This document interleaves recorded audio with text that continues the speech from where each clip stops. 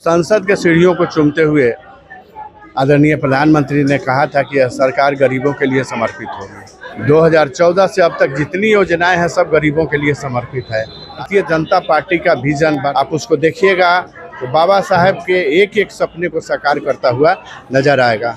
बाबा साहेब के नाम पर राजनीतिक रोटी सेकते हुए पूरा कांग्रेस के सरकार में एक भी योजनाएं गरीबों के लिए नहीं चली। कांग्रेस ने बाबा साहब के विरुद्ध उम्मीदवार खड़ा किया था। क्या आपको पता है? जब बाबा साहब उम्मीदवार चुनाव लड़े थे तो कांग्रेस ने उनके खिलाफ उम्मीदवार खड़ा किया था, उनको हराने का काम किया। तब श्यामा प्रसाद मुखर्जी जी ने उनको जाके राज्यसभा में भेजने का काम किया। यार क्या विपक्षी बोलेगा? विपक्षी लोग जो कहते हैं उसने कौन सा ऐसा काम किया है? एक काम मुझको बता दे। कोई काम नहीं किया है। जो भी काम 2014 के बाद, देखिए समाज में कितना परिवर्तन आया है। इस न्यूज के प्रायोजक है अफजल फर्नीचर। संविधान निर्माता बाबा साहेब डॉक्टर भीमराव अंबेडकर की आज 132वीं जयंती के अवसर पर पूरे देश में कई तरह के कार्यक्रम आयोजन कर उनकी जयंती मनाई जा रही है। इस कड़ी में मुजफ्फरपुर जिले के भी कई हिस्सों में बाबा साहेब की जयंती धूमधाम से मनाई गई। अभी हम मौजूद है हरिमोहन चौधरी जी के आवासीय कार्यालय पर चांदनी चौक स्थित, और यहाँ पर भी बड़ी पैमाने पे बाबा साहेब की जयंती मनाई गई है। जयंती किस रूप में मनाई गई और जयंती के दिन बाबा साहेब के विषय में क्या इनका विचार है, इन पर भी प्रतिक्रिया इनसे लेंगे। साथ ही कुछ ऐसे भी प्रश्न है जो इनसे करेंगे जो वर्तमान की राजनीति में जुड़ा हुआ है, और लगातार जो विपक्ष द्वारा यह कहा जा रहा है कि संविधान खतरे में है, लोकतंत्र खतरे में है, इन सब विषय को लेकर के बातचीत करेंगे। आज बाबा साहेब की 132वीं जयंती है, किस रूप में उनको श्रद्धांजलि अर्पित करेंगे? भारतीय जनता पार्टी आदरणीय नरेंद्र मोदी जी के नेतृत्व में 2014 में जब सरकार में आई तो संसद के सीढ़ियों को चूमते हुए आदरणीय प्रधानमंत्री ने कहा था कि यह सरकार गरीबों के लिए समर्पित होगी, और निश्चित रूप से बाबा साहेब अम्बेडकर जी के सपने को साकार करते हुए 2014 से अब तक जितनी योजनाएं हैं सब गरीबों के लिए समर्पित है। आज इसी कड़ी में हम लोग बाबा साहेब की 132वीं जयंती पर एकत्रित हैं, और निश्चित रूप से भारतीय जनता पार्टी का विजन, भारतीय जनता पार्टी का संविधान आप उसको देखिएगा तो बाबा साहेब के एक एक सपने को साकार करता हुआ नजर आएगा। विपक्ष का कहना लगातार है कि भारतीय जनता पार्टी जो है वो लगातार संविधान के खिलाफ, लोकतंत्र के खिलाफ वो काम कर रही है, और कहीं ना कहीं लोकतंत्र पे यह एक बड़ा खतरा है। देखिए, लोकतंत्र में कोई खतरा नहीं है। खतरा है माफियागिरी के लिए, खतरा है तुष्टीकरण के लिए, खतरा है वैसे लोगों के लिए जो भ्रष्टाचार में बरसों से लिप्त थे, जिन्होंने इस शासन का मलाई खाया है, उनके लिए खतरा है। बाकी लोगों के लिए जो वाकई व्यापारी वर्ग है, जो वाकई किसान है, वाकई गरीब है, वो मोदी की जय जयकार कर रहे हैं। बाकी खतरा तो उन लोगों को जरूर होगा। 3000 कंपनियां जो अवैध पाई गई, 3000 कंपनियों का फर्जी रजिस्ट्रेशन था, हजारों कंपनियां, हजारों करोड़ लोग जो भ्रष्टाचारी थे बैंक में उनका पैसा खाता में छोड़ के भाग गए। तो जो ईमानदार है, जो राष्ट्र प्रेमी है, जो जिस राष्ट्र हित में काम करता है, उनके लिए मोदी सरकार अच्छा है। और विपक्ष, अभी नीतीश जी तो 10 बार अप्रोच किए अपने पार्टी में फिर से वापस यू टर्न लेने के लिए, लेकिन माननीय अमित शाह जी ने, माननीय राष्ट्रीय अध्यक्ष जेपी नड्डा जी ने साफ शब्दों में कह दिया कि अब नीतीश कुमार का एनडीए में कोई गुजारा नहीं है। तब अब क्या करें? तो जाके घूम रहे हैं, विपक्ष के नेताओं को एकत्रित कर रहे हैं, लेकिन इस विपक्ष का नेतृत्व कौन करेगा? ममता बनर्जी अलग उसका शंख फूंक रही है कि हम नेतृत्व करेंगे। केजरीवाल अलग कह रहे हैं कि हम राष्ट्रीय पार्टी हैं, हम नेतृत्व करेंगे। अखिलेश यादव अलग नेतृत्व कर रहे हैं, केसीआर अलग धर्रे पे है। तो आखिर इस विपक्षी एकता का नेतृत्व कौन करेगा ये तो बताए पहले, उसके बाद कांग्रेस का कहानी खत्म है।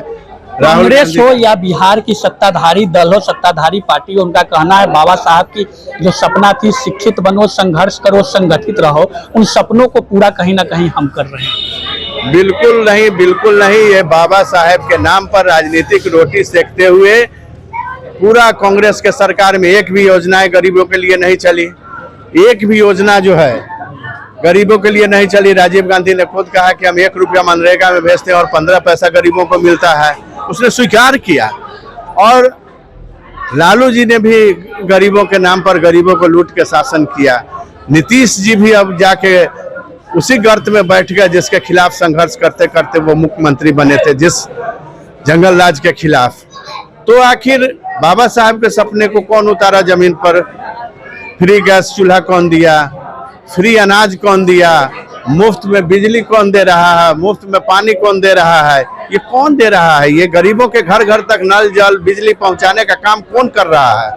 ये गरीबों के लिए एक एक योजनाएं चलाने का, गरीब माताओं के लिए योजनाएं चलाने का, गरीब बच्चियों के लिए योजनाएं चलाने का, 5 लाख का फ्री में इलाज जो बीपीएल वालों को मिल रहा है, ये कौन कर रहा है? क्यों नहीं किया इतने दिन में? आजादी के 70 साल बाद तक बाबा साहब को सपने को साकार करने में ये विपक्षी लोग जो कहते हैं उसने कौन सा ऐसा काम किया है? एक काम मुझको बता दे।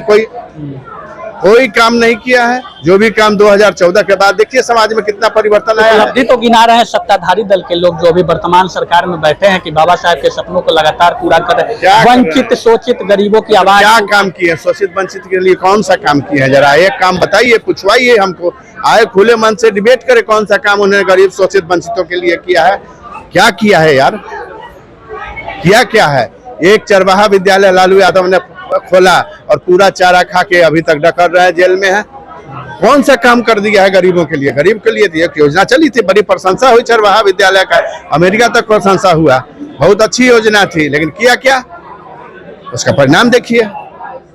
बाबा साहब के सपनों को कौन पूरा कर रहा है? बाबा साहब को इस सपने को भारतीय जनता पार्टी के नेतृत्व में, आदरणीय नरेंद्र भाई मोदी जी के नेतृत्व में भारत सरकार पूरा कर रही है। और बाबा साहब को तो आज लोग बाबा साहब विपक्षी कहते हैं। कांग्रेस ने बाबा साहब के विरुद्ध उम्मीदवार खड़ा किया था, क्या आपको पता है? जब बाबा साहब उम्मीदवार चुनाव लड़े थे तो कांग्रेस ने उनके खिलाफ उम्मीदवार खड़ा किया था, उनको हराने का काम किया।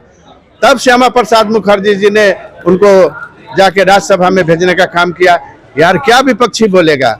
विपक्षी के पेट में कुछ है, मुंह में कुछ है। वोट लेने के लिए जब वोट आए ना तो चावल मांगिएगा, पुलाव देगा। अच्छा, क्या लगता है भारतीय जनता पार्टी को नया प्रदेश अध्यक्ष मिला है, आगमन भी उनका होने वाला है आपके मुजफ्फरपुर में।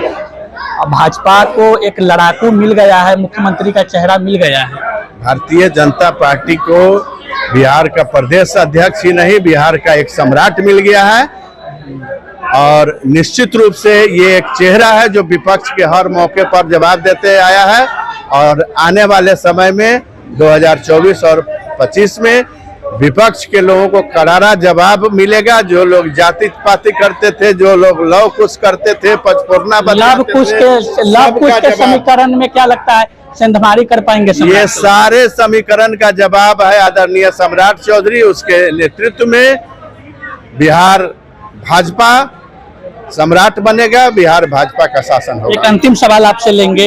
हरिमोहन चौधरी जी कल तक भाजपा के जिला उपाध्यक्ष थे, अब पूर्व हो गए हैं, नया संगठन विस्तार हुआ, जिला में जगह आपको नहीं मिली है, लंबी सफर तय करनी है या फिर मतलब कि कोई पार्टी के अंदर अंतर्कलह चल रही है, ऐसी कुछ संभावना दिख रही है? ये भारतीय जनता पार्टी है, इसमें कौन कार्यकर्ता कब क्या बनेगा इसकी कोई गारंटी नहीं है। और मैं 2 बार जिला का उपाध्यक्ष रहा हूँ, तो हमारे यहाँ संविधान है कि कोई एक पद पर आप 2 बार रहे हैं तो 2 बार ही रहना, तीसरी बार नहीं रहना है। दूसरा चीज कि हम जो काम करते हैं, प्रदेश नेतृत्व हमको देखता है, प्रदेश नेतृत्व जहां भी काम में लगाएगा, मैं वहां भारतीय जनता पार्टी के सच्चे सिपाही के रूप में खड़ा रहूंगा पार्टी में। और हमने कभी भी पार्टी के विरुद्ध कोई काम नहीं किया है।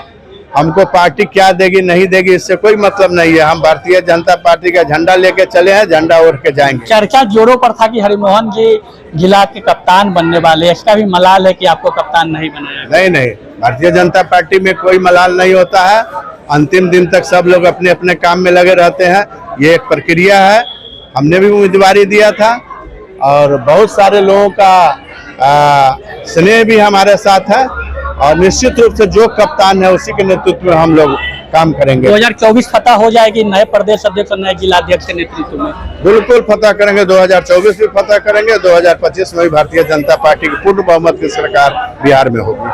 हरिमोहन चौधरी जी थे और बाबा साहेब की जयंती आज अपने आवासीय कार्यालय पे इनके द्वारा मनाया गया है। और बाबा साहेब की जयंती को लेकर इन्होंने साफ रूप से कहा कि बाबा साहेब के सपनों को भारतीय जनता पार्टी पूरा करती आ रही है। जब से नरेंद्र मोदी की सरकार बनी है, गरीब गुरबों, पिछड़ों, शोषित, वंचितों की आवाज को भाजपा सरकार लगातार उठाने का काम किया है। और भी कई मुद्दों पे बातचीत हुई है। बातचीत कैसी लगी है कमेंट करके जरूर बताइएगा। तब तक के लिए दीजिए इजाजत, धन्यवाद।